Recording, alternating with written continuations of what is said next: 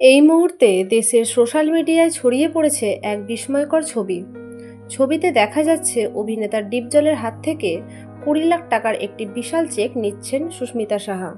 চেকের ওপর লেখা বিপিএল চ্যাম্পিয়নশিপ বোনাস। এই নিয়ে শুরু হয়েছে তীব্র আলোচনা। এই টাকা তিনি কোন সম্মাননা হিসাবে পেলেন সেটা নিয়েও ধোঁয়াশা আছে। কিন্তু সবচেয়ে হৃদয় বিদারক বিষয় হচ্ছে এই ঘটনার পরই প্রকাশ্য এসেছেন পলাশ সাহার মা। তার কণ্ঠে শুধু একটাই কথা, ও টাকা ওর একার না, আমার ছেলেকে নিয়ে সে যা করেছে ওই টাকায় আমারও ভাগ আছে। এই একটি লাইনেই যেন উঠে এসেছে হাজারো প্রশ্ন। একটা মা যিনি তার ছেলেকে হারিয়েছেন, এখন সেই শোক আর ক্ষোভ মিলিয়ে বলছেন, ছেলের মৃত্যু আরেকজনকে এনে দিল পুরস্কার, আর আমি রইলাম খালি হাতে। এই দাবি কতটা ন্যায্য, কতটা আবেগ তা বলার সময় এখনো আসেনি। কিন্তু এতটুকু বলা যায়, এই ঘটনার পর সুস্মিতা সাহা এখন শুধু আলোচনার কেন্দ্রে নন, প্রশ্নর মুখোমুখি।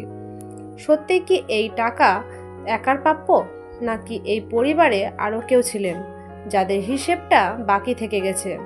এই বিষয়ে আপনার মতামত কি? আপনি কি মনে করেন শাশুড়ির দাবি ন্যায্য? নিচে কমেন্টে জানিয়ে দিন।